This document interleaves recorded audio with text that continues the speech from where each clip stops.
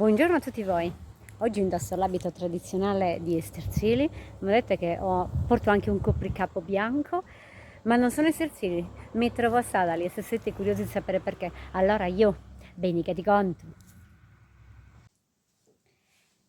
Sabato 2 e domenica 3 agosto a Sadali si terrà la 30ª Sagra dei Sugurgioni. Per chi non lo sapesse, si tratta di un agnolotto che però viene chiuso in questo modo, con una spiga che termina con un codino, un raviolo con un codino.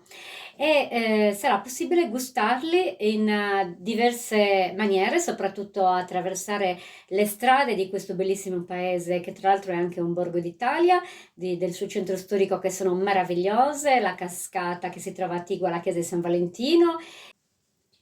In questa occasione sarà possibile visitare le grotte, le bellissime grotte di Sadali, ma anche i suoi musei, stare allegramente in compagnia di tanti sadalesi e tantissimi turisti che ogni anno partecipano a questa importante manifestazione. Io sono stata loro ospite tante volte, quest'anno ho deciso di accettare anche il loro invito e quindi questa mattina l'ho trascorsa assieme alle signore di Sadali e non solo a chiudere gli agnolotti, a cucirli, perché si crea questa cucitura che è proprio un'opera d'arte tipica della nostra zona.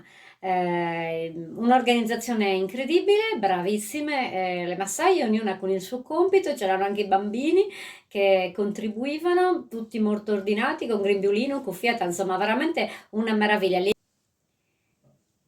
Ringrazio i sadalesi per la loro calorosissima ospitalità, è stata una mattinata bellissima, piacevolissima e a voi dico non fatevela raccontare il 2 e il 3, recatevi a Sadali, sarà bellissimo mangiare questi agnolotti in una cornice incantata. Vi saluto, ciao e a Sibirisanusu!